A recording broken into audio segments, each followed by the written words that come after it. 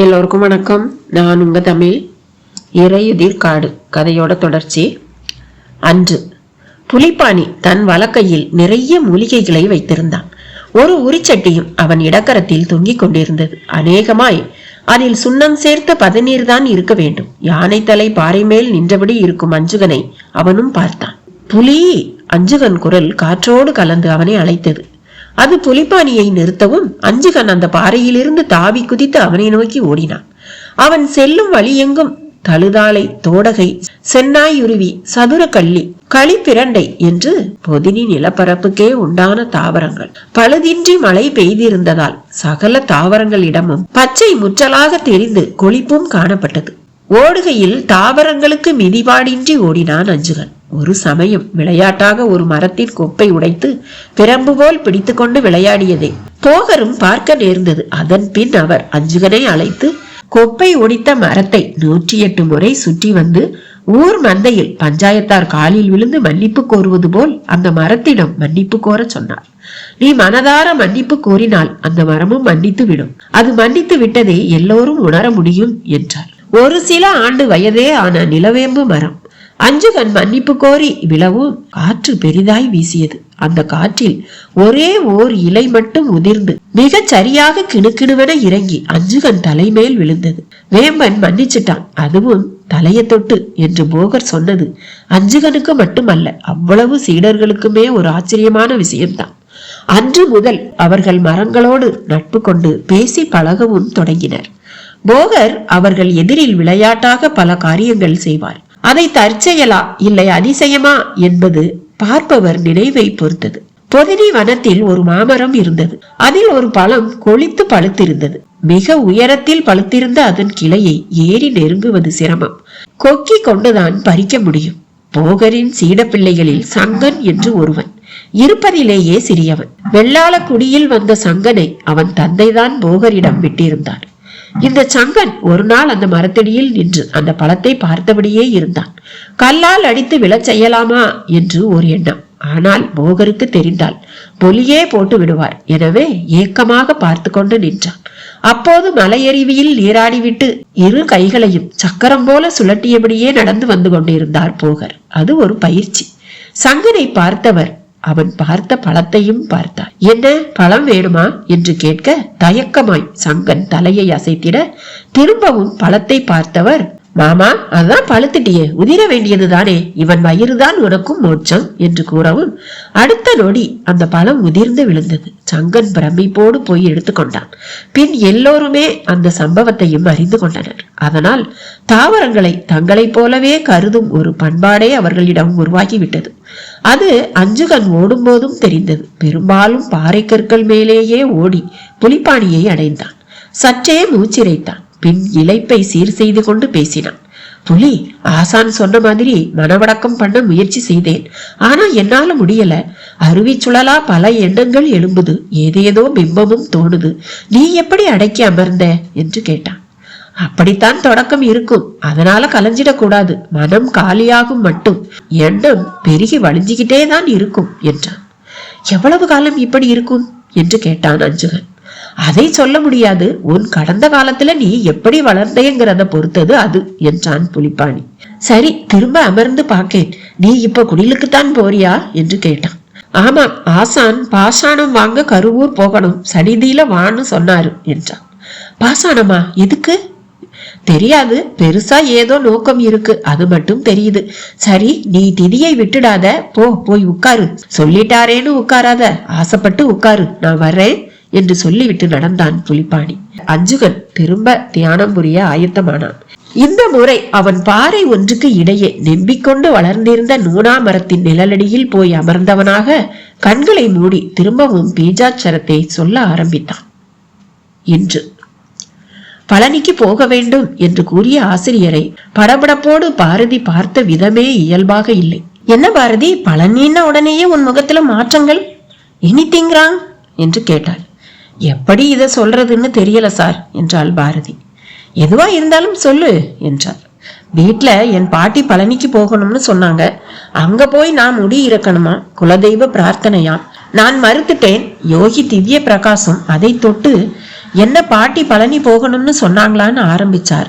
அந்த மைண்ட் ரீடிங்ல என் பூர்வ பெயரான கார்த்திகாங்கிற பெயரை கூட சொன்னார். அப்படியே நீ பழனிக்கு போவேன்னு சொன்னார். இப்ப நீங்களும் பழனிக்கு போகணும்னு சொல்றீங்க. இதெல்லாம் இன்சிடென்ட்ங்கிற தற்செயல் நிகழ்வா இல்ல எப்படின்னு தெரியல சார் என்றாள் பாரதி. ஓ, இந்த பழனி விஷயத்த உன்கிட்ட இன்னைக்கு என்னோட சேர்ந்து 3 பேர் பேசிட்டோமா என்றார்.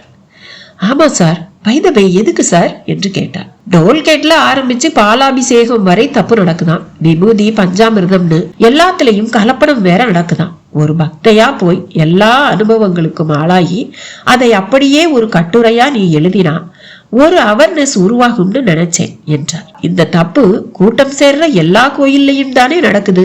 ஏன் பர்டிகுலரா பழனியை நீங்க தேர்வு செஞ்சீங்க என்று கேட்டாள் பாரதி. பழனி ஒரு ஆரம்பம், மற்ற கோவில்கள் பற்றி அப்புறமா வரிசையா எழுத வேண்டியதுதான் என்றார். எனக்கு ஒன்றும் ஆட்சேபனை இல்லை சார், நான் போறேன் சார் என்றாள் பாரதி. வேண்டாம் வேண்டாம் பாரதி, நீ இப்போதைக்கு உன் ரெகுலர் ஒர்க்க பாரு. நான் இந்த பழனிய பின்னால பாத்துக்கிறேன். இது சபரிமலை சீசன். உன்ன மாதிரி பெண்களும் போகலாம்னு கோர்ட் தீர்ப்பு சொல்லிடுச்சு.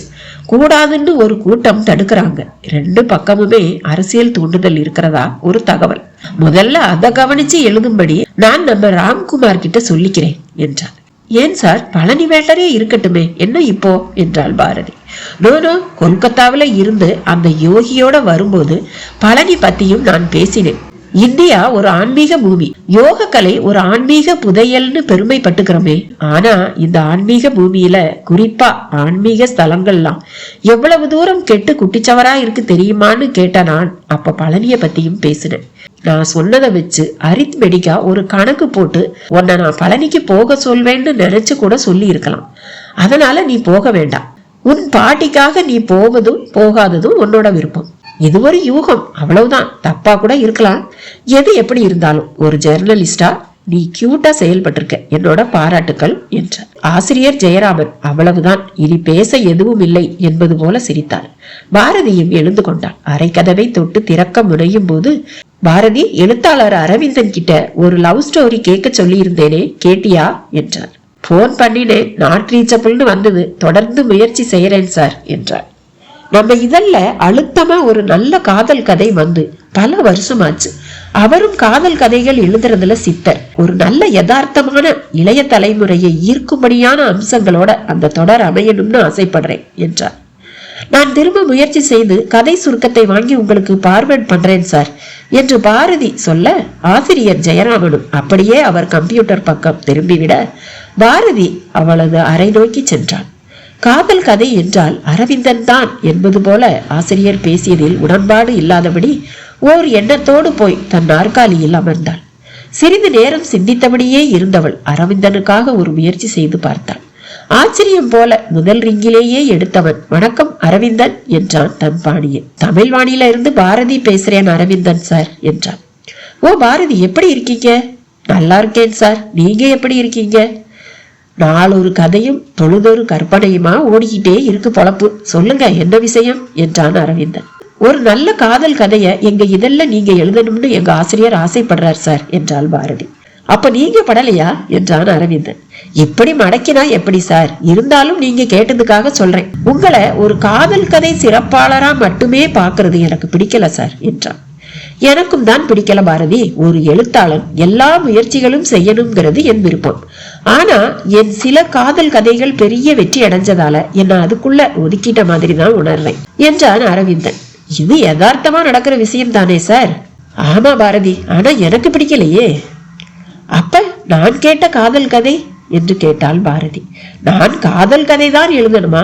இப்போதைய நடைமுறைகளை பிரதிபலிக்கிற, கலாச்சாரம் வீரலா பார்க்கப்படுற கணவன் மனைவியா ஒத்திகை பாத்துக்கிற லிவிங் டுகெதர் லைஃபா என்று ஆனந்தன் கேட்க, கிட்டத்தட்ட என்றாள் பாரதி. அப்படி ஒரு வாழ்க்கை பற்றி எழுதட்டுமா? இதுக்குள்ளேயும் காதல் இருக்கே என்றான்.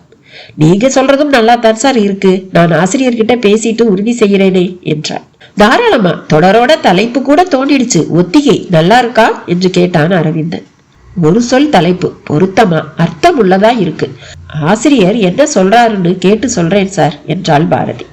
நல்லது. ஆமா, தனிப்பட்ட முறையில உங்ககிட்ட கேக்குறேன், இந்த ஒத்திகை வாழ்க்கை பத்தி உங்க கருத்து என்ன? என் கருத்து எனக்கு என்னமோ தப்பு இல்லைன்னு தான் தோணுது என்றாள் பாரதி. அப்ப அப்படி ஒரு சந்தர்ப்பம் உங்க வரையில வந்தா நீங்க அதுக்கு தயாரா என்று கேட்டான். அதுக்கெல்லாம் அவசியம் ஏற்படும்னு தோணல அரவிந்தன் சார் என்றாள் பாரதி. ஏற்பட்டா பார்க்கலாம் சார் என்றான். அப்ப நான் எழுத போற கதை உங்களுக்கு பிடிக்காதுன்னு நினைக்கிறேன் என்றான் அரவிந்தன். எதை வச்சு சொல்றீங்க என்று கேட்டாள் பாரதி. வாழ்க்கைங்கிறது என் வரையில நாடகம் இல்ல, ஒத்திகை பார்க்க. அது ஒரு சான்ஸ், சாய்ஸுக்கு இடமில்லாத சான்ஸ். ஒரு அம்மா, ஒரு அப்பா, ஒரு உயிர் மாதிரி தான் ஒரு மனைவியும்னு நினைக்கிறேன். இப்படி அரவிந்தன் சொல்லவும், 2 பொண்டாட்டிக்காரங்க கேட்டா சண்டைக்கு வந்துட போறாங்க, நீங்க தயாரா இருங்க, நான் ஆசிரியர்கிட்ட பேசிட்டு சொல்றேன் என்று அழகாய் கத்தரித்தவள் ஒரு வினாடி அவனை நினைத்து சிரித்து கொண்டாள். அப்படியே எழுந்து வெளியே சென்றவள் ஆசிரியர் அறை நோக்கி நடந்தாள். துரியானந்தத்தின் கடைக்கு தடித்த 4 பொறியியல் சம்பந்தமான புத்தகங்களோடு வந்திருந்தான் அந்த இளைஞன். 4வது வருஷ மெக்கானிக்கல் புக் வேணுமா என்று துரியானந்தம் முன் நீட்டினான். துரியானந்தம் அதை கையில் வாங்கி பார்க்காமலே, இது உனக்கு எப்படி கிடைச்சது, அத்த சொல்லு முதல்ல என்றான். என் அண்ணன் புக்கு, அது படிச்சு முடிச்சு வேலைக்கே போயிடுச்சு, வீட்டுல இடத்த அடைச்சிக்கிட்டு இருக்குதேன்னு எடுத்துக்கிட்டு வந்தேன் என்றான். அவன் அப்படி சொல்லவும் புத்தகத்தை வாங்கி புரட்டவும் முதல் பக்கத்தில் மேலே எம் ஜேம்ஸ் என்கிற பெயர் கண்ணில் பட்டது. அப்படியே நிமிர்ந்து அந்த இளைஞனை பார்க்கவும் அவன் நெற்றியில் சன்னமாய் திருநீர். எங்கேயோ ஆட்டைய போட்டுட்டு அண்ணன் புக்குங்கிறியா, திருட்டு புக்கெல்லாம் வாங்க மாட்டேன், எடுத்துட்டு போ என்று துரியானந்தம் கூறவும் ஒரு பழைய புக் செல்ஃபை கட்டி எடுத்துக்கொண்டு சைக்கிளில் வந்து இறங்கினான் குமரேசன். நல்ல புக் செல்ஃப், கதவோடு இருந்தது. எவ்வளோடா வாங்கினான் இதுக்கு என்று கேட்டான். அவனுக்கு குவார்ட்டருக்கு காசு இல்ல, கல்லட்டி கொடுத்துட்டான் நைனா என்றான் குமரேசன். இனிமே இந்த மாதிரி எல்லாம் வாங்கிட்டு வராதடா, பழச விற்கலாம், ஆனா திருட்டு சாமான் மட்டும் விற்கவே கூடாது. துரியானந்தம் சொல்வது குமரேசன் காதில் விழவே இல்லை. அப்பால நைனா பல்லாவரம் ஜமீன் பங்களாவை தட்டி பிரிக்க போறாங்களாம். உத்தரம், கதவு, ஜன்னல், உருளைன்னு 10 டன்னுக்கு மேல தேருமா மர ஐட்டம். கோதண்டம், மரக்கானம்பாய், கொருக்குப்பேட்டை, ராஜாபாதர்னு எல்லாரும் ஏலம் கேட்க போறாங்க. நானும் நம்ம பேரை கொடுத்துட்டேன் என்றான். 10 டன்னா, லட்சத்துல இல்லடா கேட்பானுங்க, அவ்வளோ துட்டுக்கு நாம எங்க போக? உடனேனா ஏதாச்சும் வழி கிடைக்கும், நீ கவலைப்படாத, எவ்வளோ நாளைக்கு இப்படி சில்லற வியாபாரமே பண்ணிக்கிட்டு நான் பாத்துக்கிறேன் என்ற குமரேசன் பேசிக்கொண்டே பாரதி தனக்கென்று சொல்லியிருந்த அந்த கத்தியை எடுத்து, ஆமா இன்னுமா இது போகல, சாமி கையில இருந்த கத்தி அப்படியே பறக்கும்னு சொல்லில என் தலையில கட்டினான் அந்த பூசாரி என்றவன் எல்லோரையும் போல உருவி பார்க்க முயல, இந்த முறையும் அது அவன் மணிக்கட்டை பதம் பார்த்ததில் விறுவிறுவென்று இரத்த பாம்பு நெளிய தொடங்கிவிட்டது. பாரதி அறைக்குள் நுழையவும் ரிப்போர்ட்டர் ஒருவரின் செய்தி குறிப்பு ஒரு போல்டரில் டேபிள் மேல் காத்திருந்தது. அதற்கும் பக்கத்தில் ஆடை கட்டி உறைந்து போயிருந்த ஒரு கோப்பை டீ. நான் டேபிளுக்கு வந்து நேரமாகி விட்டது என்பது போல காணப்பட்டது. அதற்கும் பக்கத்தில் அரத பழசான ஒரு புத்தகம், பாதாம் பேப்பரில் அட்டை போட்டு அந்த அட்டை மேல் பழனி ரகசியங்கள் என்கிற எழுத்துக்கள். அப்போது அட்டெண்டர் சுருளி உள்ளே வர அவனிடம், சுருளி, நான் இல்லாதப்ப என் ரூமுக்கு யாராவது வந்தாங்களா என்று கேட்டான். நான் தான் மேடம், டீயை வச்சுட்டு அப்படியே இந்த புத்தகத்தையும் வச்சேன் என்றான். இந்த புத்தகத்தை யார் கொடுத்தது என்று கேட்டான். எடிட்டோரியல்ல சிவா சார் தான் கொடுத்து டேபிள்ல வைக்க சொன்னார் என்றான். சொல்லும் போதே அந்த சிவா கதவை திறந்து கொண்டு எதிரில் வந்தார். சுருளி ஒதுங்கி கொண்டான். பாரதி, அந்த புத்தகத்தை பார்த்தீங்களா என்றான். பார்த்தேன். ஆமா, எதுக்கு அதை என் டேபிளுக்கு அனுப்புனீங்க என்று கேட்டார். எடிட்டர் உங்களை பழனிக்கு அனுப்ப போறதா சொல்லிட்டு இருந்தார். நான் யதார்த்தமா நம்ம துரியானந்தம் பழைய புத்தக கடைக்கு போனப்ப இந்த புத்தகமும் கண்ணுல பட்டது. உங்களுக்கு யூஸ் ஆகுமேன்னு தான் வாங்கிட்டு வந்தேன். 1906 பப்ளிஷ் பண்ணின புத்தகம். 1 அணாதான் விலை. இப்ப 200 ரூபாய் வாங்கிட்டான் துரியானந்தம் என்றார். ஓ அப்படியா, நான் என்னவோ ஏதோன்னு நினைச்சு பயந்துட்டேன் என்றாள் பாரதி. இதுல பயப்பட என்ன இருக்கு பாரதி என்று கேட்டார் சிவா. சாரி, நான் தப்பா சொல்லிட்டேன், பைதபை நான் பழனி போகல என்றாள். ஏன் பாரதி, வேற யாராவது போறாங்களா என்று கேட்டார். ஆமா, பழனிக்கு இல்ல, சபரிமலைக்கு. இப்ப அதுதானே ஹார்ட் டாபிக் என்றாள். அதுவும் சரிதான். ஆமா, நீங்க சபரிமலைக்கு பெண்கள் போகலாம்ங்கிற பக்கமா இல்ல கூடாதுங்கிற பக்கமா என்று கேட்டார் சிவா. சாரி சிவா, இதையெல்லாம் இப்ப பேசுற மூட்ல நான் இல்ல. பை இந்த புத்தகத்தை நீங்களே எடுத்துட்டு போயிடுங்களேன். அவள் அதை கையில் எடுத்து நீட்டினாள். இருக்கட்டும் பாரதி, இன்னைக்கு இல்ல, நாளைக்கு உங்களுக்கு பயன்படும். செம இன்ட்ரெஸ்டா இருக்கு, படிச்சு பாருங்க, தெரியும். சரி, அப்படி என்ன அந்த பழனியில ரகசியங்கள் இருக்கு? புத்தகத்தை எடுத்து விரித்தபடியே கேட்டாள். என்ன அப்படி கேட்டுட்டீங்க? நிறைய சித்தர்கள் நடமாடி இருக்காங்க பாரதி. குறிப்பா போகர்னு ஒரு சித்தர் பழனிமலை மேல சமாதியில அடங்கிட்டாராம். ஆனா இப்பவும் அவசியப்படுறப்ப சமாதியை விட்டு வெளியே வருவாராம். என்ன மிஸ்ட்ரி நாவலா? நாவல் இல்ல, பழனிமலை புராணம் என்றார் சிவா. அப்படின்னாலே புருடா தானே என்றாள் பாரதி. அப்படி அவசரப்பட்டு சொல்லிட முடியாது பாரதி. நவபாசனம், ரசவாதம், நாடி ஜோசியம், சித்த வைத்தியம், வாஸ்து சாஸ்திரம், பரகாய பிரவேசம்னு ஆராய்ச்சிக்குரிய விஷயங்கள் நிறைய இருக்கு பாரதி என்றார் சிவா. இதுல எதையுமே என்னால நம்ப முடியாது சிவா, அவ்வளவும் வினோதமான கற்பனைகள் என்றாள் பாரதி. இதையெல்லாம் உள்ளபடியே மறுக்கிறது சுலபம், ஒத்துக்கிறதுக்கு தான் அறிவு வேணும். இதுல வாஸ்து சாஸ்திரத்துல எனக்கு ஒரு அனுபவம். வடக்கு பக்கமும் கிழக்கு பக்கமும் வெளியே இடம் இருந்து அந்த வடகிழக்குல வாசல் வச்சு கட்டப்பட்ட வீடுகள்ல வசிக்கிற யாருக்கும் கடன்கிறதே இல்ல பாரதி. அடுத்ததா அந்த வீட்டுல வசிக்கிறவங்களுக்கு உறுதியான பிள்ளைகள் இருந்து அவங்க நல்ல எதிர்காலம் உள்ளவங்களாவும் இருக்காங்க. தனிப்பட்ட முறையில இதுவரை 56 வீடுகளை இந்த மாதிரி அடையாளப்படுத்தி நான் டெஸ்ட் பண்ணிட்டேன் என்றார் சிவா. ஏன் சிவா, எதுக்கு இந்த ஆராய்ச்சி? பாரதி கேட்ட விதமே இதெல்லாம் வெட்டி வேலை என்பது போல இருந்தது. நான் ஒரு வீடு வாங்க ஆசைப்பட்டேன் பாரதி. அதுக்காக பல வீடுகளை பாக்குறேன். ஒண்ணு படிஞ்சா ஒண்ணு படிய மாட்டேங்குது. அப்ப யதார்த்தமா உணர்ந்த விஷயம்தான் இது. வாஸ்து சாஸ்திரமோ வடகிழக்கு திறப்பு மனை வாழ்க்கைக்கு பெரும் துணைன்னு ஒரு பொன்மொழி போலவே இத பத்தி சொல்லி இருக்கு என்றார். சிவா சொன்ன விதத்தில் எந்த வலியுறுத்தலும் இல்லை. ஒரு உணர்தலை போகிற போக்கில் சொல்வது போலதான் இருந்தது. சற்றே கழித்து ஒரு சிரிப்பு சிரித்தவள், சரி புத்தகம் என்கிட்டயே இருக்கட்டும் என்று அழகான முகபாவத்தோடு சொல்லிவிட்டு நாற்காலியிலும் அமர்ந்தாள். இடையில் சுருளி ஆறிப்போன டீயை எடுத்து சென்று விட்டு சூடான டீயை கொண்டு வந்து வைத்திருந்தான். டீயை குடித்தபடியே அந்த புத்தகத்தை விரித்தாள். பழுப்பேறி போய் பக்க விளிம்புகள் உடைந்து ஒரு வகையான பழைய வாசனை குப்பென்று மூக்கில் ஏறியது. அவள் விரித்தது கைப்போன போக்கில் ஒரு பக்கத்தை. அதில் கண்கள் ஒரு பாராவில் ஊன்றி நின்றன. பூகோளம் இதில் பொதினி எனும் இந்த பழனி நிலம் கனிமங்கள் இல்லாதது. நிலையற்ற ஆறுகளான சண்முக நதி, நல்லதங்கி நதி, நங்காஞ்சி மற்றும் கொடகனாறு பாயும் பூமியாம். இதில் குன்றுகள் அதிகம். இதில் வைகாவூர் பெருவழியில் சண்முக நதிக்கரையில் எலுமிச்சை செறிந்த நிலத்தையே போகர் தன் ஆசிரமத்துக்கு உரித்தான இடமாக தேர்வு செய்தார். எலுமிச்சை ஒரு அமிலப்பழம். எலுமிச்சை தலைக்கும் நிலத்தில் அமில குணமும் மிகுந்து இருக்கும் என்று ஒரு கருத்து உண்டு. உலோகத்தை மாசற்ற பசுவாக்கும், அதாவது தங்கமாக்கும் செயலுக்கு இந்த பகுதியே உகந்தது என்பது போகர் முடிவு. பாரதி வாசித்தபடியே இருக்கையில் கைபேசியில் அழைப்பு. காதை கொடுக்கவும் அவள் முகம் மாறியது. அன்று அஞ்சுகனின் மந்திர தியானம் அந்த மரத்தடியில் தொடங்கிவிட்ட நிலையில் மேலே மலை மேகங்கள் குழும தொடங்கி இருந்தன. வடமேற்கில் இருந்து தென்கிழக்கு நோக்கி காற்று வீச தொடங்கி அஞ்சுகனின் நீண்ட தலைமுடி அதை உணர்த்துவது போல பறக்க தொடங்கியது. தொடக்கத்தில் காற்று வீசுவதும் வானில் நிகழும் மேக மண்டுதலும் அதன் நிமித்தம் உருவான இடிச்சத்தமும் அஞ்சுகன் காதுகளில் விழுந்து அவன் தியானத்தை கலைக்க பார்த்தன. ஆனால் அஞ்சுகன் கலையவில்லை. கை நழுவும் பொருளை இறுக்கமாக பற்ற முனைவது போல பீஜாட்சர மந்திரத்தை சற்று உதடு பிரித்து வெளியே கேட்கும்படி சொல்ல தொடங்கிவிட்டான். போகர் இதுபோல எவ்வளவோ நாட்கள் தியானத்தில் அமர்ந்து பார்த்திருக்கிறான். நானாய் கண் திறக்கும் வரை என் தலைமேல் இடியே விழுந்தாலும் யாரும் என்னை நெருங்கவோ என் தியானத்தை கலைக்கவோ கூடாது, இது என்மேல் சத்தியம் என்று அவரும் அவர்களையெல்லாம் கட்டி போட்டிருந்தார். அதனால் அவர் தியானம் புரியும் பக்கமே யாரும் போக மாட்டார்கள். லேசான சத்தம் கூட எழாதவாறும் நடந்து கொள்வார்கள்.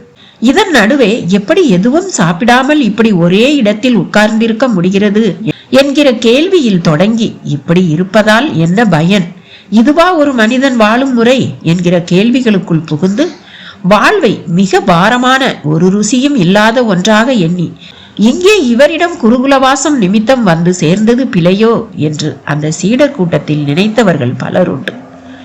அப்படி நினைத்து அவரது பொதினி கொட்டாரத்தை விட்டு ஓடி போனவர்களும் பலருண்டு. ஓடியவர்களை போகரும் ஒரு பொருட்டாக நினைத்ததில்லை. என்னை காண ஒரு விதி உண்டு, என்னோடு சேர்ந்து வாழ ஒரு விதி உண்டு, என் பேச்சை கேட்டு என் திரேகம் தேண்டி சேவை செய்ய ஒரு விதி உண்டு, நான் விடும் மூச்சை அருகிலிருந்து வாங்க ஒரு விதி உண்டு. இந்த விதி இல்லாத எவரும் என் நிழலை கூட தீண்ட முடியாது என்று உரப்பாக சொல்வார். அப்படியே நான் எவருக்கெல்லாம் கடன் பட்டிருக்கிறேனோ அவர்கள் ரோகாதிகளாகி என்னை காண வந்து நான் தரும் குளிகையாலும் ரசத்தாலும் குணமாவர், என் கடனும் தீர்ந்திடும். இவையெல்லாம் ஒரு கணக்கு என்பார். இவை எல்லாவற்றையும் அருகே இருந்து கேட்டவன் அஞ்சுகன். அவர்தான் அஞ்சுகனிடம் அழுத்தமாக அன்று சொல்லியிருந்தார், தியானம் உனக்கு வசப்பட வேண்டும். அம்பிகையின் பீஜாட்சரமுடன் அது உனக்கு வசப்பட்டு விட்டால் உன் சித்தம் உறுதியாகும். நான் ஒன்றை சொல்லும் போது அதன் பொருள் நீ கேள்வி கேட்டு பிறகு நான் விளக்கமளித்து புரிய தேவையின்றி உனக்கு புரிந்துவிடும். அதன் பிறகு நீ அதிகம் பேச மாட்டாய், பேச்சு தேவைப்படாது. பேசுவதன் நிமித்தம் கரையும் திரேக சக்தி கரையாமல் சேமிதமாகும் என்று அவர் கூறிய போது அருகில் இருந்து சீடன் ஒருவன், பேசுவதால் கூடவா குருவே சக்தி விரயம் ஏற்படும் என்று கேட்டான். ஒரு குண்டு விறகை எரிக்கும் சக்தி நீ 3 நாளிகை நேரம் பேசுவதில் விரயமாகிறது. ஒரு குண்டு விறகு என்பது 6 மாத கிடாய்க்கன்றின் நிலையில் பாதி என்று அவர் கூறவும் அவ்வளவு பேரும் வாய் பிளந்தார்கள். அவர்களில் 9 பேரைத்தான் போகர் விசேஷமாக தேர்வு செய்திருந்தார். அந்த 9 பேரில் ஒருவனே அஞ்சுகன். நல்ல வேளையாக இடி மின்னல் கடந்து பலமாய் மழை பொழிய ஆரம்பித்ததும் அஞ்சுகன் தன் தியானத்தை கலைத்து கொண்டு எழுந்திருக்கவில்லை. மலைச்சரிவு ஏற்பட்டதால் திபு திபு என்று மழை நேர் உருண்டும் புரண்டும் வரத் தொடங்கியது. அஞ்சுகனின் மடக்கிய முட்டிக்கால் மேல் மோதி 2 கூறுகளாக பிரிந்தும் ஓடியது. அஞ்சுகன் புறத்தில் நிகழ்ந்திடும் இவை எதையும் உணர்ந்ததாகவே தெரியவில்லை. விரைத்த அவன் தேகத்திலும் மழை நீரால் எந்த அசைவும் இல்லை. அந்த நூடாமரம் கூட இப்படியும் அப்படியும் காற்றின் போக்குக்கு ஏற்ப ஆடிக்கொண்டுதான் இருந்தது. ஆனால் அஞ்சுகன் அசையவில்லை. மேஷம் லக்கணமாகி கேது 12 நிலை பெற்ற ஜாதகம் அவனுக்கு. கேது ஞானகாரகன். அரிசி சோறாகி சோறு அவலாவதை போல ஒரு முதிர்ச்சியை தருபவன். அந்த தியானத்திலும் தந்து கொண்டிருந்தான். அந்த மழை வேளையில் அசையாத அஞ்சுகனை போகரும் தொலைவில் ஒரு பெரும் பாறை மேல் நின்று பார்த்தபடி இருந்தார். வீரம், பூரம், சாதிலிங்கம், கௌரி, வெள்ளை பாசானம், மனோசிலை, அரிதாரம், சிங்கி, தாளகம் என்பவையே நவபாசானங்கள். அந்த 9 பாசானங்களில் ஒன்று தாளகம். இது மந்திர ஒலி அலையை ஆகர்ஷிக்க வல்லது. ஸ்படிகத்துக்கும் அந்த ஆகர்ஷிப்பு உண்டு. ஒரு ஸ்படிக மாலை அணிந்தவர் வசமிருந்து வாங்கி அதை காதருகே வைத்து ஆழ்நிலை தியானத்தில் ஆழ்ந்திட அந்த ஸ்படிகம் ஆகர்ஷித்த சத்தங்கள் காதில் எதிரொலிக்கும். மகாபாரதத்தில் பீஷ்மர் அம்பு படுக்கையில் கிடந்தபடி சொன்ன சகஸ்ர நாமத்தை பின்னொரு சமயத்தில் சகாதேவன் இப்படி கேட்டுத்தான் ஏட்டில் எழுதி கொண்டான். அப்படிப்பட்ட ஸ்படிகம் பாசன ஜாதியை சேர்ந்தது அல்ல, தாளகம்தான் அதற்கானது. அந்த தாளகத்தில் பீஜாட்சர ஒலியை சேர்க்க இது போன்ற ஒரு தியானியால் தான் இயலும். போகர் நவம்பரில் ஒருவனை அடைந்து விட்டதாக கருதி மலையில் நனைந்தபடியே புன்னகையும் பூத்தார். இன்று கைபேசியில் பாரதியின் அப்பாவான ராஜமகேந்திரனின் உதவியாளர் கணேசபாண்டியன் தான் பேசினார். பாப்பா, நான் கணேசபாண்டி பேசுறேன். அப்பா காரு ஆக்சிடென்ட் ஆகி அப்பா இப்ப ஆஸ்பத்திரியில இருக்காரு, தகவல் சொல்லத்தான் கூப்பிட்டேன் என்றார். காதுக்குள் தோட்டா வெடித்த மாதிரி உணர்ந்த பாரதி, எங்க, எப்படி நடந்தது என்று அந்த நிலையிலும் கூர்மையாக கேட்டான். நம்ம காலேஜ் இடத்தை பாக்குறதுக்காக இன்ஜினியர் மனோகரனோட போயிட்டு இருந்தப்ப துறைப்பாக்கம் தாண்டி 1 கிலோமீட்டர் கூட போயிருக்க மாட்டோம், அங்கன வச்சுதான் ஆக்சிடென்ட் ஆகிடுச்சு என்றான். எப்படி, யார் மேல தப்பு என்றான். திடீர்னு டயர் வெடிச்சு வண்டி பேலன்ஸ் இல்லாம குந்தாங்குறையா ஓடி பக்கத்துல இருக்கிற காலி பிளாட்டோட காம்பவுண்ட் வால் மேல மோதி அப்படியே கவுந்துடுச்சு பாப்பா. அப்பால என்ன, அப்பால சீக்கிரம் சொல்லி முடிங்க. இன்ஜினியர் சார் ஸ்பாட்லயே அவுட்டு. ஆனா ஐயா உசுருக்கு ஆபத்து இல்ல, இடுப்புக்கு கீழே தான் சரியான காயம், ஐயாவால நிக்க முடியல. டிரைவர் ரவிக்கு சரியான காயம், அப்படியே எனக்கும் காயம், ஆனா பெருசா இல்ல. நான் பின்னாடி பக்கவாட்டுல உட்கார்ந்திருந்ததால பின்னாடி டோர் திறந்துக்கவும் உருட்டி வெளியே தள்ளிடுச்சு. கணேசபாண்டியன் ஒரு மதுரைக்காரர். அவரது பேச்சில் பற்பல சொற்களில் ரசமாய் எதிரொலித்தது. மற்ற நேரத்தில் அதை வெகுவாய் ரசிக்கும் பாரதி இப்போது என்ஜினியர் மரணம் என்பதில் விடைத்து போயிருந்தாள். அடுத்து என்ன செய்வது என்பதிலும் குழப்பம் ஏற்பட்டு பிரம்மை தட்டியது. விபத்து இன்று ஒரு அன்றாடம் தான். கொப்பளிக்கும் பாப்புலேஷனின் இன்னொரு பக்க விளைவு. பேப்பரில் செய்தியாக படிக்கும் போது யாருக்கோ தானே என்று கடந்துவிடும் மனம் தனக்கோ இல்லை தன் சொந்தங்களுக்கோ நிகழும் போது தடுமாறி போய்விடுகிறது. ஆமா, வீட்டுல பாட்டிக்கு சொல்லிட்டீங்களா என்று கேட்டான். இல்ல பாப்பா, உங்களுக்கு முதல்ல சொல்லிட்டு பிறகு சொல்லலாம்னு கேட்டா துடிச்சு போயிடுவாங்கல்ல என்றான். டாடி கான்சியஸா இருக்காரா என்று கேட்டார். இருக்காரு பாப்பா, சீக்கிரமா எனக்கு மயக்க ஊசி போடுங்க, வலி பின்னுதுன்னு புலம்பிட்டு இருக்காரு பாப்பா. டிரைவர் ரவிக்கும் திகிடுதும்பா காயம், அவனும் புலம்பிக்கிட்டு இருக்கான் என்றார். ஆமா, எந்த ஹாஸ்பிட்டல் என்று கேட்டார். துறைப்பாக்கத்திலேயே அந்த ரவுண்டானாவே கடந்தா தெக்க பார்த்தா மாதிரி தண்டபாணி மல்டி ஸ்பெஷாலிட்டி ஆஸ்பத்திரின்னு ஒரு ஆஸ்பத்திரி பாப்பா. யாரோ பழனிக்காரர் இங்க வந்து ஆஸ்பத்திரியே கட்டியிருக்காரு. மொரட்டு ஆஸ்பத்திரி, ரிசப்ஷனே ஸ்டார் ஹோட்டல் கணக்கா இருக்குது. கணேசபாண்டி சொல்லி வந்ததில் யாரோ ஒரு பழனிக்காரர் என்கிற அந்த விளக்கம் பல்லிடுக்கில் இருக்கும் தேங்காய் துண்டு நாவில் நெருடுவது போல நெருடி ஒரு மௌனம் போர்வை விரித்து மூடினார் போல பாரதியை ஆக்கிரமித்தது.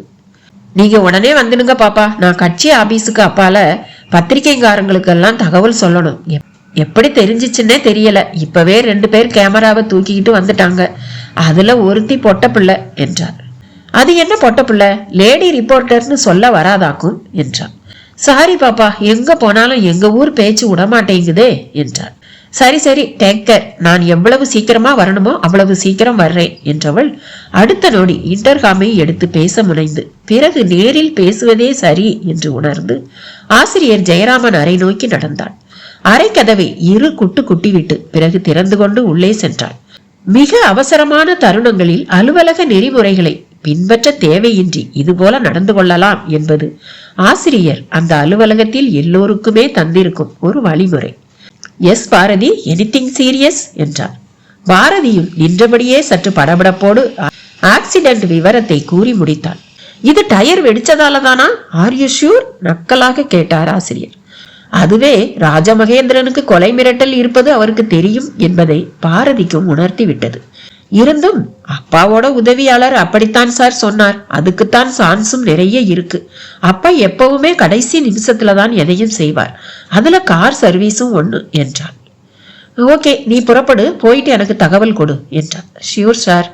பாரதி புறப்பட ஆசிரியர் ஜெயராமன் தன் எதிரில் உள்ள டிவியை ரிமோட் கொண்டு விழிக்க செய்ததில் கீழே ஸ்க்ரோலிங்கில் ராஜமகேந்திரன் எம்பி விபத்தில் சிக்கினார், துறைப்பாக்கம் அருகே டயர் வெடித்து கார் கவிழ்ந்தது, சதி செயலா என்ற செய்தி ஓடியபடி இருந்தது.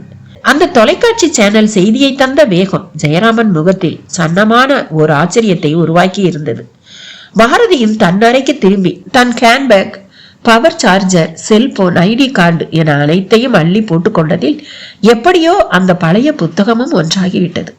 ஆஸ்பத்திரி முகப்பில் கோணல் மணலாய் கார்கள், கிடைத்த இடைவெளியில் எல்லாம் ஸ்டாண்டு போடாமல் சரித்து நிறுத்தப்பட்ட பைக்குகள், கடந்து உள்ளே நுழையவும் கம்பீரமாய் சிறியதாக ஒரு பிள்ளையார் கோவில். பிள்ளையாருக்கு 3 கால பூஜை என்பது பார்க்கும் போதே தெரிந்தது. ஊதுபத்தி கோணல் புகையை குலைய விட்டு கொண்டிருந்தது. கோயில் கட்டி பூஜை செய்ய தெரிந்தவர்களுக்கு ஒரு பார்க்கிங் செட் கட்ட தோன்றவில்லையே என்று தனக்குள் எழும்பிய ஆதங்கத்தோடு வேகமாக உள்ளே நடந்தாள் பாரதி. போலீஸ்காரர்கள் கண்ணில் பட்டனர். டிராபிக் இன்ஸ்பெக்டரில் இருந்து எஸ்பி வரை எல்லோரும் நடமாடியபடி இருந்தனர். பாரதியை பார்க்கவும் ஒரு மரியாதையான உடல் மொழியை வெளிப்படுத்தி கீற்றாக சிரித்தனர். ஒரு போலீஸ்காரர் பாரதியை டாக்டர் ஒருவரிடம் அழைத்து செல்ல அவர் சில ரிப்போர்ட்டர்களிடம் நிலைமையை விளக்கி கொண்டிருந்தார். இன்ஜினியர் மனோகரன் பாடி போஸ்ட்மார்ட்டத்துக்காக ஜிஹெச்சுக்கு போயிருக்கு. இது தற்செயலா நடந்த ஒரு ஆக்சிடென்ட் மாதிரி தான் தெரியுது. எம்பி சாருக்கு இடுப்பு கீழே பிராக்சர், அவரோட இப்ப பேசலாம் முடியாது, செடேசன்ல இருக்கார். அவர் உதவியாளருக்கும் லேசான காயம். டிரைவர் ரவி கூட பலத்த காயங்களோட தான் அட்மிட் ஆகியிருக்கார். மற்றபடி உயிருக்கு எந்த ஆபத்தும் இல்லை. டாக்டரின் விளக்கத்தை தொடர்ந்து ஒரு ரிப்போர்ட்டர், அப்ப நடந்தது ஆக்சிடென்ட் தானா டாக்டர், சதி வேலையெல்லாம் இல்லையா என்று கேட்டார். அதை கேட்ட டாக்டர் முகத்தில் அந்த நிலையிலும் ஒரு சிரிப்பு. சென்சேனலுக்கு ரொம்ப தவிக்கிறீங்க, ஆக்சிடென்ட் பற்றி நீங்க போலீஸ் கிட்ட கேட்டுக்கங்க என்று நகர பார்த்தவர் அப்படியே பாரதியோடு இணைந்து கொண்டு நடந்தபடியே பேசினார். நீங்க தான் சாரோட டாக்டரா? Yes doctor. பயப்பட வேணாம், உயிருக்கு எந்த ஆபத்தும் இல்லை. ஆனா எழுந்து நடமாட பல மாசம், ஏன் பல வருஷம் கூட ஆகலாம். டாக்டரின் சுருக்கமான பேச்சை, பாதிப்பின் அடர்த்தியை பாரதிக்கு உணர்த்தி விட்டது. அப்போது எதிரில் கணேசபாண்டியனோடு பாட்டி முத்துலட்சுமியும் வந்தவளாய், டாக்டர் என்னாச்சு டாக்டர், என் மகனுக்கு ஒண்ணும் இல்லையே தாய்மை தவிப்போடு கேட்க, டாக்டரும் உயிருக்கு எந்த ஆபத்தும் இல்லை, தைரியமா இருங்க என்றார். பாரதியும் பாட்டியை நெருங்கி அவள் கைகளை பற்றி ஆறுதல் படுத்த முனைந்தாள். கணேசபாண்டியனோ கையில் போடப்பட்டிருந்த கட்டுடன் தன் பங்குக்கு புலம்ப ஆரம்பித்தான். வெளியே புறப்படும் போது கால் தட்டிச்சு. அம்மா கூட உட்கார்ந்து தண்ணி குடிச்சிட்டு போனாங்க. ஐயா தான் காதலியே வாங்கிக்காம கிளம்பி கடைசியில இப்படி ஆயிடுச்சு. அண்ணே போதும், உங்க முட்டாள்தனமான சென்டிமெண்ட்ஸை எல்லாம் நீங்க காட்டாதீங்க. டாக்டர், நான் அப்பா கூட பேசணும் ப்ளீஸ் என்றான். இல்லம்மா, அவர் இப்ப செடேஷன்ல இருக்கார். டிரைவர் ரவியும் செடேஷன்ல தான் இருக்கார். ஸ்பெஷல் டீம் ஒண்ணு ஆபரேஷன்ல இறங்க போகுது. அது சம்பந்தமான கன்சல்டேஷன் நடந்துட்டு இருக்கு. பார்ட்டி லீடரும் நேராவே என் லைன்ல வந்துட்டாரு. நிலைமையை கேட்டு தெரிஞ்சுக்கிட்டாரு. நீங்க கொஞ்சம் வெயிட் பண்ணுங்க. நான் ஐசியூ வார்டு பாயை அனுப்புறேன். அமைதியா பார்த்துட்டு வேணா போங்க என்றார். கேக்குறேன்னு தப்பா எடுத்துக்காதீங்க, இங்க எல்லா வசதிகளும் இருக்குதா என்றார். ஷூர், டோன்ட் வரி, இது எங்க வரையில ஒரு ஸ்பெஷல் கேஸ் என்றபடியே அவர் விலக டிராபிக் இன்ஸ்பெக்டர் வந்தார். பாரதி கேட்க அவசியமே இல்லாமல், மேடம், ஆக்சிடென்ட் ஸ்பாட்ல இருந்துதான் வரேன். டயர் வெடிச்சதால தான் ஆக்சிடென்ட் ஆகியிருக்கு. தப்பாலாம் எதுவும் தெரியல. வீடியோ ஃபார்மாலிட்டிஸ் முடிஞ்சு காரை ஒர்க் ஷாப்புக்கு கொண்டு போக சொல்லிட்டோம் என்று மிக இயல்பாக பேசி நின்றார். பாட்டி முத்துலட்சுமி காதில் அதெல்லாம் விழவே இல்லை. நான் பழனிக்கு போயிட்டு வந்துடலாம்னு நீயும் கேட்கல, உன் அப்பனும் கேட்கல. இப்ப பாரு, என் பேச்சை யாரு கேட்கறா என்று ஆரம்பிக்கவும் டிராபிக் இன்ஸ்பெக்டர் விலகி கொண்டார். பாரதிக்குள் எரிச்சல் மூல தொடங்கியது. வெள்ளை வேட்டியும் சட்டையுமாய் கட்சிக்காரர்களும் ஆங்காங்கே நசநசவென கூர் கட்டி கொண்டு நின்றிருந்தனர். இதன் நடுவே ஒரு பத்திரிகையாளர், பாரதியும் ஒரு பத்திரிகையாளர் என்பது தெரியாமல் பாரதி முன் வந்தவராய், மேடம், உங்க அப்பாவுக்கு நடந்த ஆக்சிடென்டோட பின்புலத்துல ஏதாவது சதி இருக்கிறதா நினைக்கிறீங்களா என்று ஆரம்பித்தார். எல்லோரும் பார்க்க நின்றிருந்ததால் இது போன்ற கேள்விகளை தவிர்க்க முடியாது என்பதை புரிந்து கொண்டவள், நானும் ஒரு ஜெர்னலிஸ்ட் தான். உங்க எந்த ஒரு வியூவுக்கும் இப்ப இங்க பதில் இல்ல. நடந்திருக்கிறது ஜஸ்ட் ஒரு ஆக்சிடென்ட். அப்பா ஒரு எம்பிங்கிறதுனாலதான் உங்ககிட்டயும் இப்படியெல்லாம் கேள்விகள். பிளீஸ், இதுக்கு மேல நான் சொல்ல எதுவும் இல்லைன்னு நினைக்கிறேன் என்றான்.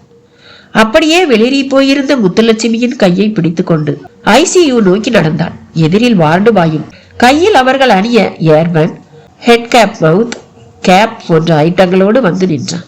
பாரதி தானும் அணிந்து கொண்டு பாட்டிக்கும் அணிவித்தவளாய் அப்பாவை அங்கிருந்து காண புறப்பட்டாள். வழியில் ஆங்காங்கே பழனி முருகனின் பிரேம் செய்த பெரிய பெரிய படங்கள். அதை பார்த்த முத்துலட்சுமியின் குப்பென்ற ஒரு விசாரம். என் கோயிலுக்குத்தான் நீ வர மறுத்துட்ட, என் ஆஸ்பத்திரிக்கு உன்னை வர வச்சிட்டேன் பாருன்னு முருகன் சொல்லாம சொல்றான் பார் என்றாள். பாட்டி, கொஞ்சம் வாய மூடிக்கிட்டு பேசாம வர்றியா? உன் முருகனுக்கு யார் கோயிலுக்கு வர்றா வரலேன்னு பாக்குறதுதான் வேலையா என்றான். பின்ன அவனுக்கு 1000 கண்கள். நீ அதுலயும் பழனியப்பனை நீ யாருன்னு நினைக்கிற?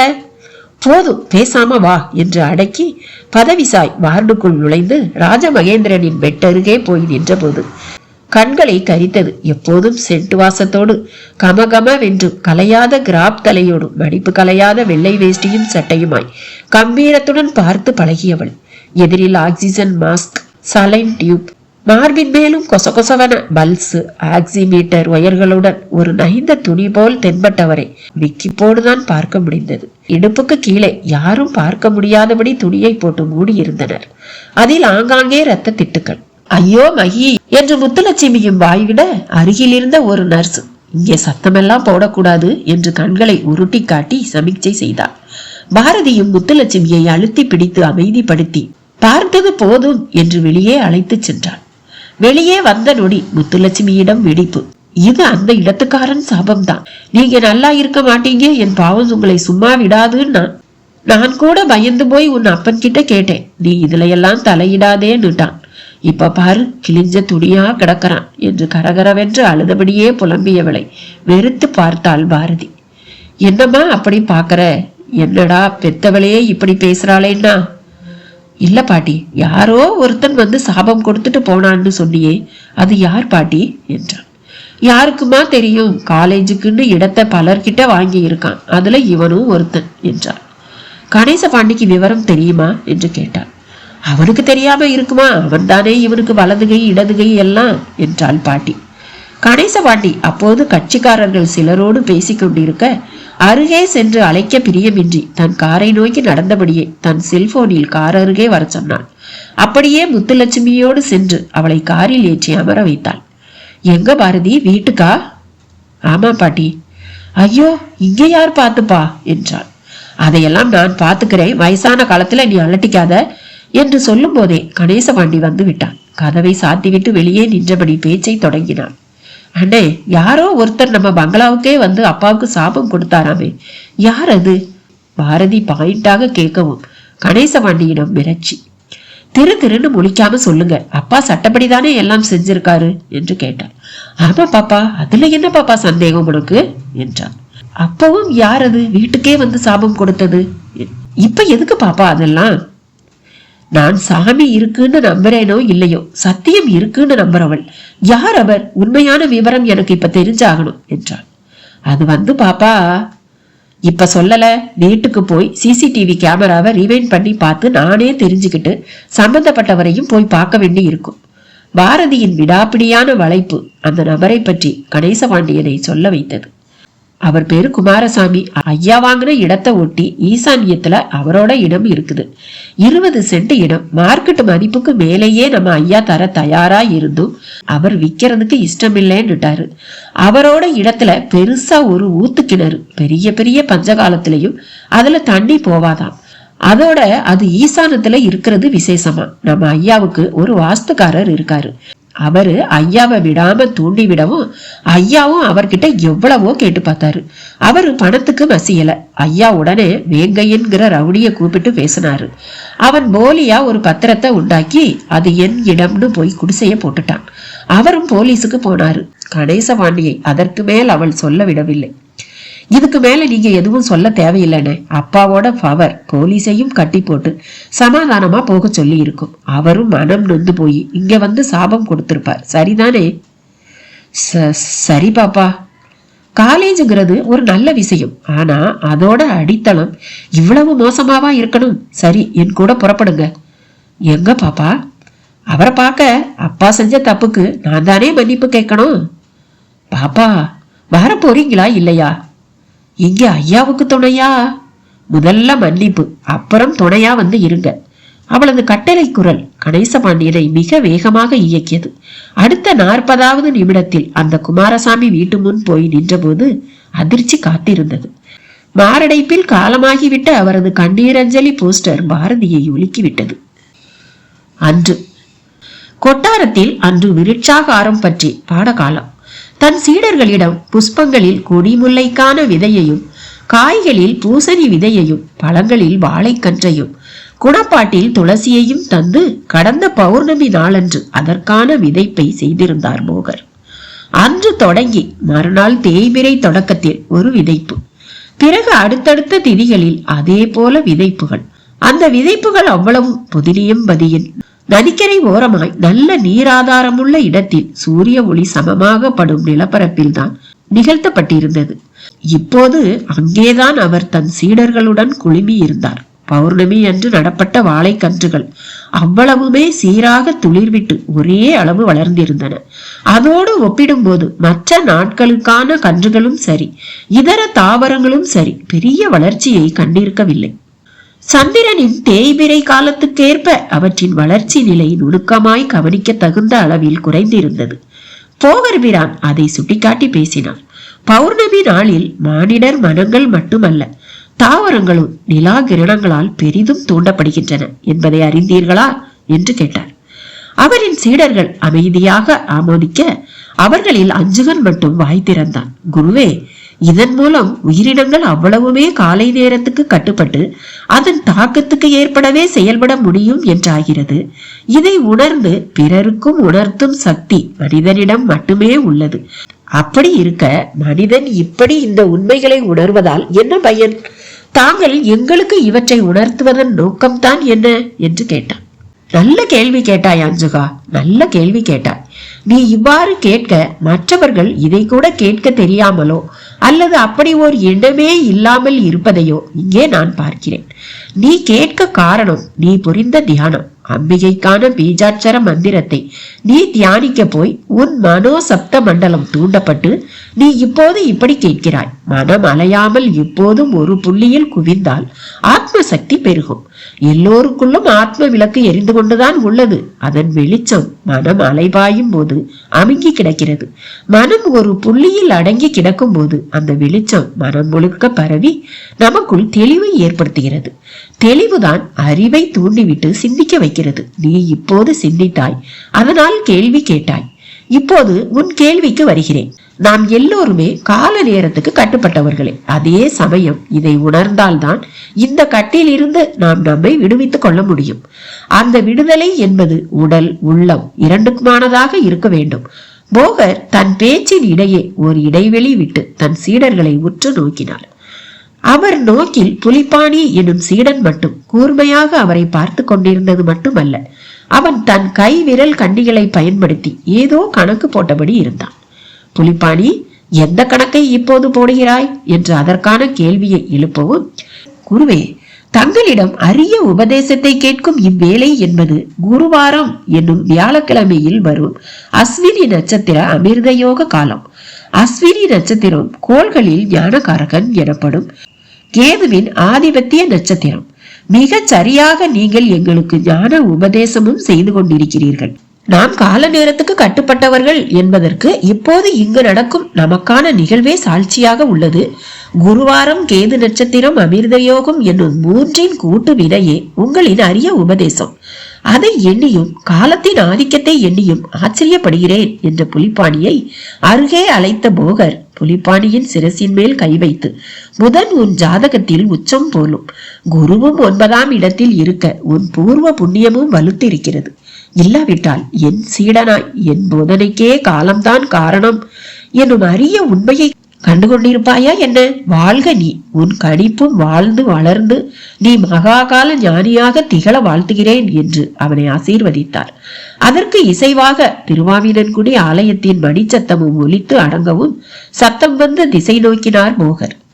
உங்கள் வாழ்த்தும் ஆலயமணி வாழ்த்தும் எனக்கு உற்சாகம் தருகின்றன குருவே என்றான் புலிப்பாணி. ஆம், எனக்கும் தான். பரந்த இந்த பூமியெங்கும் பறந்தே செல்ல முடிந்தவன் நான். என் மேக மணி குளிகை ஒன்று போதும் என் உடலை பஞ்சாக்கி என்னையும் பறவையாக மாற்ற. ஒரு மனித பறவையாய் நான் சீனம், ரோமம், ருஷ்யம் என்று எங்கு சென்றாலும் இந்த மண்மேல்தான் எனக்கு போகம் அதிகம். அதற்கான காரணத்தை உங்களால் கூற முடியுமா? போகர் எல்லோருக்குமாய்த்தான் கேட்டார்.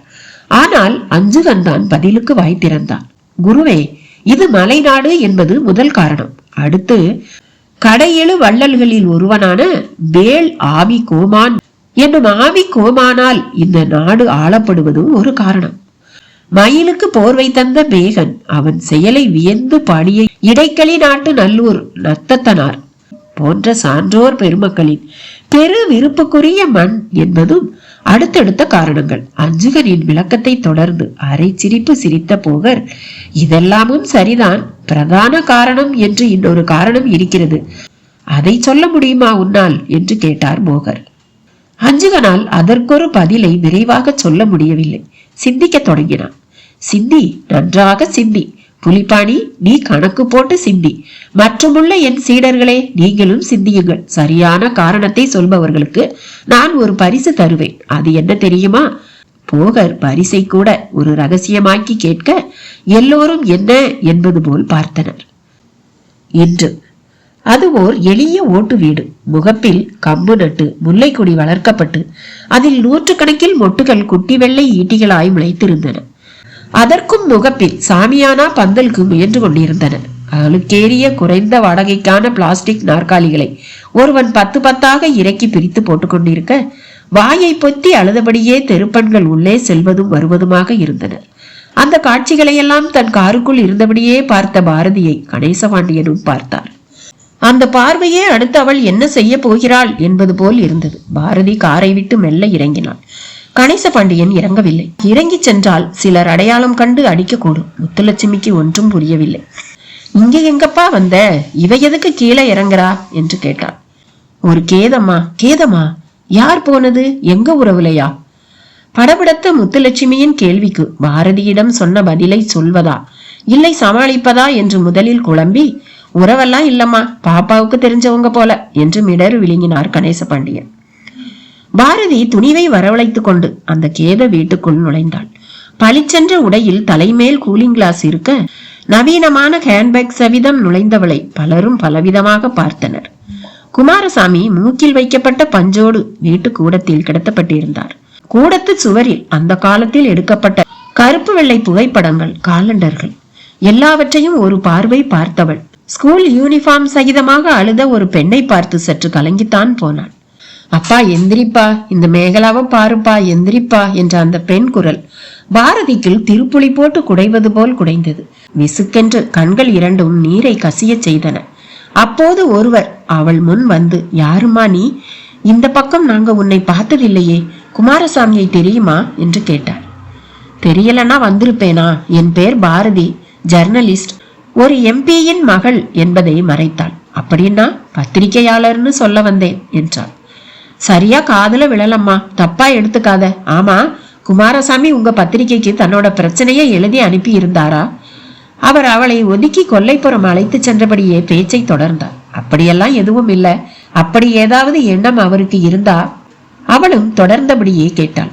ஆமாம்மா, மன உளைச்சல்லையே மாரடைப்பு வந்து செத்துட்டாருமா. ஏதாவது நிலப்பிரச்சனையா என்று கேட்டாள். அதேதாம்மா, இந்த வீடும் 20 சென்ட் இடமும் தான் குமாரசாமியோட சொத்தே. அழுதுகிட்டு இருக்குதே ஒரு பொண்ணு, அது +2 படிச்சுக்கிட்டு இருக்குது. அதை கட்டி கொடுக்கணும். குறை காலத்துக்கும் தானும் யார்கிட்டையும் போய் நின்றுடாம வாழணும்னு வச்சிருந்த ஒரே சொத்தும்மா அது. அத பாலா போன MP ராஜா மகேந்திரன்கிறவன் தனக்கு வேணும்னு கேட்டதுல ஆரம்பிச்சது பிரச்சனை. கடைசியில ஒரு ரவுடி பைய வந்து இடம் என்னதுன்னு போலியா ஒரு பத்திரத்தை காட்டி பாடா படுத்திட்டான். புரியுது, போலீஸும் கை விரிச்சிருக்கும், என்ன செய்யறதுன்னு தெரியாம தவிச்சிருப்பார்.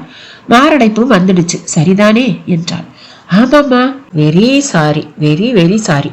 என்னால இப்ப இதைத்தான் சொல்ல முடியும். அதே சமயம் உங்களுக்கு நான் ஒரு உறுதி தர்றேன், அந்த ரவுடி இனி தொந்தரவு பண்ண மாட்டான். அந்த இடம் உங்க இடம்தான். அதுக்கு என்ன செய்யணுமோ அதை நான் செய்வேன். அந்த பொண்ணு அப்புறம் அவங்க அம்மா கிட்ட சொல்லுங்க என்றாள். சந்தோஷம்மா, ஆனா இதெல்லாம் போன உசுர திருப்பி கொண்டு வந்துடுமாம்மா என்றாள். நிச்சயமா வராது, நான் என்னால முடிஞ்சதை தானே செய்ய முடியும் என்றாள். அதுவும் சரிதாம்மா. கடைசியா குமாரசாமி பழனி முருகன் படம் முன்னாடி நின்று கதர்னது இப்பவும் என் காதுல கேக்குதுமா. முருகா, சத்தியம் தர்மம்னெல்லாம் இருக்கிறது உறுதினா என்னை ஏமாத்தினவங்க யாரும் நல்லா இருக்கக்கூடாது. அந்த MP நாசமா போகணும், அவன் குடும்பம் ஐயோன்னு போகணும். ஆனா அதை பார்க்க அவன் உசுரோடு இருக்கணும். நான் யாருக்கும் ஒரு கெடுதலும் நினைச்சதில்லை. உன்னோட கந்த சஷ்டிக்கு வருஷம் தவறாம விரதம் இருந்திருக்கேன். என் விரத பக்தி மேல நின்று சாபம் கொடுக்குறேன். என் சாபம் சும்மா விடாதுன்னா சொல்லிட்டு இருக்கும் போதே நெஞ்ச அடைச்சிடுச்சும்மா, உசுரும் போயிடுச்சு என்றார். அவர் அதுவும் சரிதான் என்பதோடு நிறுத்தி இருக்கலாம். அதற்கு பிறகு பேசிய அவ்வளவும் அதகலம். பாரதி கலங்கி போய் பதிலுக்கு அவரை பார்த்தபோது யாரோ ஒருவர் கொல்லைப்புறம் அறக்க பறக்க வந்து நின்றார். என்னையா, விஷயம் தெரியுமா உனக்கு? சாவு வீட்டுல வந்து விஷயம் தெரியுமான்னா என்னையா அர்த்தம் என்றார். நீ ஒண்ணு, அந்த MPக்கு ஆக்சிடென்ட் ஆகி ஆஸ்பத்திரியில இருக்கானாம்யா. இடுப்புக்கு கீழே தூள் தூளா நொறுங்கிடுச்சான். நம்ம குமாரசாமி சாபம் இவ்வளவு சீக்கிரமா பலிக்கும்? அந்த நபரோட கேள்வியை தொடர்ந்து பாரதியின் முகம் சுண்டி சுருங்கியது. அதற்கு மேல் நின்று பேச அவள் விரும்பவும் இல்லை, நிற்க துணிவும் இல்லை. புறப்பட்டாள். திரும்பும் சமயம் குமாரசாமியின் சடலம் மேல் திரும்ப ஒரு பார்வை, அவர் மகள் மேலும் ஒரு பார்வை. துளிர்த்து விட்ட கண்ணீரை துடைத்தபடியே பாரதி நடந்தவற்றை சொல்லி முடித்தபோது ஆசிரியர் ஜெயராமன் முகத்திலும் அசாதாரண ஒரு இறுக்கம். எதிர்ச்சுவரில் டிவியில் மியூட்டில் காட்சிகள். நெடுநேர இறுக்கத்துக்கு பிறகு ஆசிரியரிடம் மட்டும் ஒரு தளர்வு. நீ சொன்னதை கேட்டு நான் ஸ்டன் ஆகிட்டேன் பாரதி. அந்த குமாரசாமியோட சாபத்துக்கு சக்தி இல்லைன்னும் என்னால சொல்ல முடியல. நடந்த விபத்தை தற்செயல்தான்னும் ஏத்துக்க முடியல. ஆனா துணிச்சலா நீ அவங்க வீட்டுக்கு போய் அஞ்சலி செலுத்திட்டு வந்த பாரு, அங்கதான் நீ நிக்கிற என்றார். எனக்கு அடுத்து எதை செய்யறதுன்னே தெரியல சார். அந்த ரவுடிய பார்த்து ஓங்கி அரையணும் போல இருக்கு என்றார். அவனுக்கு துணை போன போலீஸ விட்டுட்டியே என்றார். சார், இதை ஒரு அசைன்மெண்டா எடுத்து புலனாய்வு கட்டுரையா நம்ம இதெல்லாம் வெளியிடுங்க. இங்க முதலமைச்சர் வரைக்கும், டெல்லியில பார்லிமெண்ட் வரைக்கும் போகட்டும் என்றார். குட், பாரபட்சம் இல்லாம சிந்திச்சு பேசுற. ஆனா உன் அப்பா ஆஸ்பத்திரியில இருக்கிற இந்த சமயத்துல இது ஓவர் டோஸா மாறிடும். எல்லா அரசியல்வாதிகளை போலயே இது என் மேல போடப்படுற பழின்னு சொல்லி நழுவ பாப்பார். அப்புறம் ஒரு பரபரப்பை உருவாக்கினதுதான் மிச்சம்னு ஆயிடும். நமக்கு இப்ப 2 விஷயங்கள் தான் முக்கியம். ஒண்ணு, குமாரசாமியோட நிலப்பிரச்சனை தீரணும். அந்த வேங்கையன்கிற ரவுடி அந்த போலி பத்திரத்தை கிழிச்சு போடணும். அடுத்து உன் அப்பா தப்பான வழியில காலேஜ் கட்டுறத அடியோட கைவிட்டுட்டு ஒரு நல்ல MP-யா செயல்படணும். இப்ப இருக்கிற நிலையில நாம பொறுமையா செயல்பட்டாதான் 2மே சாத்தியம். அந்த ரவுடிக்கும் உங்க அப்பாவுக்கும் திருத்திக்க ஒரு சந்தர்ப்பம் தருவோம். திருந்த மறுத்தா அப்பா அவங்கள பற்றின கட்டுரைய போடுவோம். உங்க அப்பா வரையில தண்டனை தான் கிடைச்சிருச்சே, என்ன சொல்ற? ஆசிரியர் பேச்சுக்கு மறு பேச்சு பேச பாரதியாலும் முடியவில்லை. சரி என்று தலையசைத்தான். சரி, இப்ப யார் உங்க அப்பா கூட ஆஸ்பத்திரியில இருக்கா என்று கேட்டார். அதுதான் அவருக்குன்னே ஒரு உதவியாளர் இருக்காரே. பைதபை, உங்ககிட்ட இன்னொரு முக்கியமான விஷயத்தையும் நான் சொல்ல விரும்புறேன் சார் என்றார். என்னம்மா? அந்த பழனி முருகன் என்னை ஆஸ்பத்திரியிலையும் விடல சார். திரும்பிய பக்கமெல்லாம் முருகன் படம் தான். ஆஸ்பத்திரியை கட்டுனதும் ஒரு பழனிக்காரர் தானா என்றார். ஐசி டூ மச் ஆஃப் கோ இன்சிடென்ட்னு சொல்றதா, இல்ல இதை எப்படி எடுத்துக்கிறதுன்னு தெரியலையே. எனக்கும் அதே நிலைதான் சார். சரி, போக போக பாப்போம். நீ ஒரு வாரத்துக்கு ஆபீஸ் வர வேண்டாம் பாரதி. அப்பா பக்கத்துல இரு. அந்த ரவுடிய பார்க்க போகும்போது தனியா போகாதே. அவசியப்பட்டா நான் கூட வர்றேன் என்றார். இப்படி சொன்னதே போதும் சார், கிளம்புறேன். அவள் புறப்பட்டாள். அப்படியே கணேசபாண்டியனுக்கு போன் செய்து ஆஸ்பத்திரி நிலையை தெரிந்து கொண்டாள்.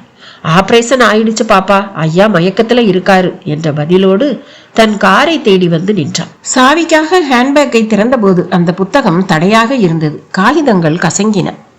அதை எடுத்து ஒரு கையில் வைத்துக் கொண்டு மறு கையால் பேக்கை பிடித்தபடியே சாவியை வெளியே எடுத்தான்.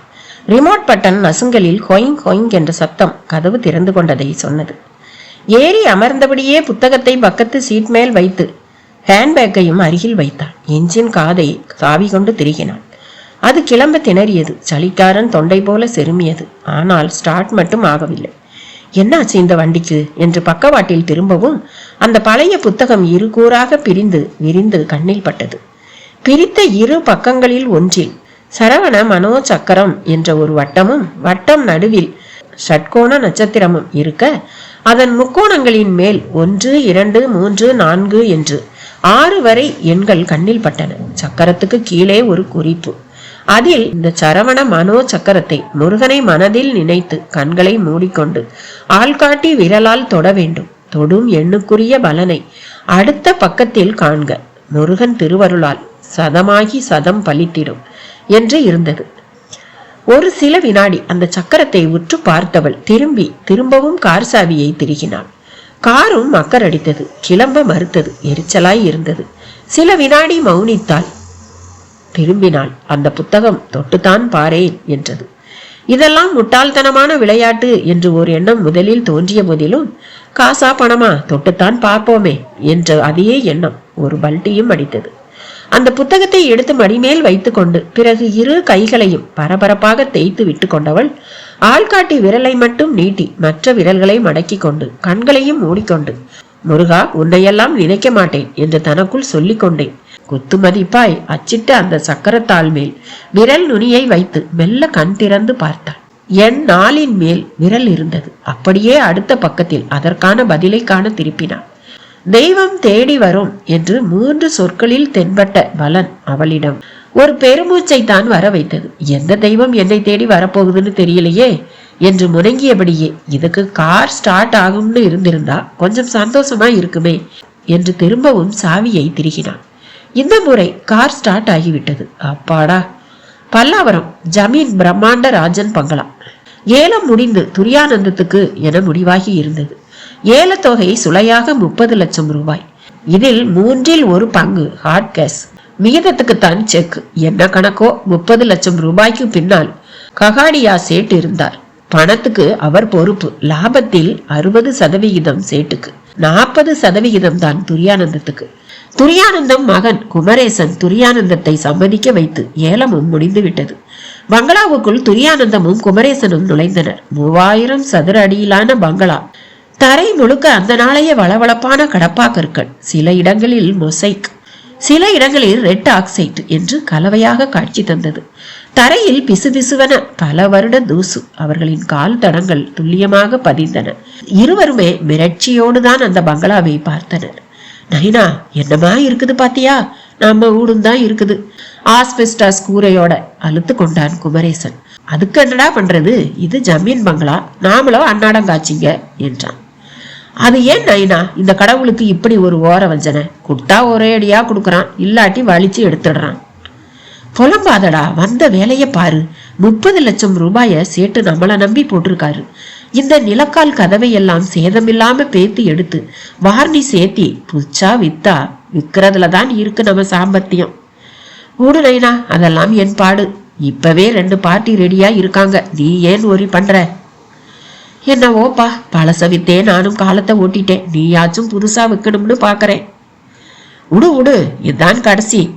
இதுல வர்ற காசுல நீ ஆசைப்பட்ட மாதிரி புச்சாவே ஒரு கடையை போட்டுருவோம். Don't worry. இருவரும் பேசிக்கொண்டே பங்களாவை சுற்றி வந்தனர். அப்படியே கொல்லைப்புறமாய் சென்றபோது பின்புறத்தில் 1 ஏக்கருக்கு குறையாத தோட்டம். தோட்டத்தில் வில்வம், வேம்பு, அரசு, ஆலம் என்று பெரிய பெரிய மரங்கள்.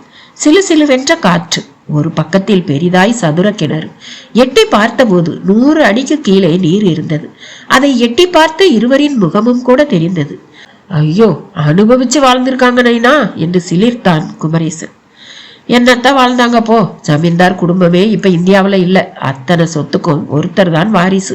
அவரும் அமெரிக்காவில செட்டில் ஆயிட்டாராம். இந்த சொத்தை வச்சிக்க முடியாம ஒரு பில்டிங் கான்ட்ராக்டர் கம்பெனிக்கு வித்துட்டாரு. இங்க ஒரு பெரிய ஸ்டார் ஹோட்டல் கட்ட போறாங்களாம் என்றான் துரியானந்த். நான் தான் இத்த உனக்கு சொன்னேன், நீ திருப்பி எனக்கே சொல்ற பத்தியா? இருவரும் பேசிக்கொண்டே அந்த ஜில்லென்ற தோட்ட பகுதிக்குள் நடந்தனர். அங்கே சில இடங்களில் கற்கள் நடப்பட்டு அதில் பெயிண்ட் அடித்து சர்வே நம்பர் எழுதப்பட்டிருந்தது. ஒரு இடத்தில் சிறியதாய் ஒரு ஆஸ்பெஸ்டாஸ் செட். வெளியே ஒரு நாட்டு நாய் படுத்திருக்க அருகில் கட்டிலில் வயதான ஒருவர் அமர்ந்திருந்தார். துரியானந்தத்தையும் குமரேசனையும் ஒரு மாதிரி பார்த்தார். நீதான் வாட்ச்மேனா என்று குமரேசன் சற்று அலட்சியமாக கேட்டார். அவர் பதிலுக்கு உற்று மட்டும் பார்த்தார். கண்கள் கலங்கி இருந்தன. அப்போது 12 வயது பெண் கையில் ஒரு ஒயர்கூடையுடன் பக்கவாட்டில் அந்த தோட்டத்தின் ஒரு பாகத்தில் இருந்து வந்து நின்றாள். தாத்தா, சமாதிக்கு விளக்கு போட்டுட்டேன் என்றாள். சமாதின்னு சொல்லாத கண்ணு, சாமின்னு சொல்லு, எத்தனை தடவை சொல்லி இருக்கேன் என்று அவர்களிடம் பேசாத அந்த வயதானவர் அவளிடம் மட்டும் பேசினார். குமரேசனுக்கும் துரியானந்தத்துக்கும் சுருக்கென்றது. சமாதியா என்று உச்சந்தலையில் ஒரு விடைப்பும் ஏற்பட்டது. அதே வேளையில் அந்த பெண் ஒயர்கூடையிலிருந்து ஒரு பாம்பு சட்டையை எடுத்து அவர் முன் விரித்தாள். 12 அடி நீளத்தில் நாக படத்தோடு பெரியதாய் கிளிசலோ பிசிர்களோ இன்றி காட்சி கொடுத்தது.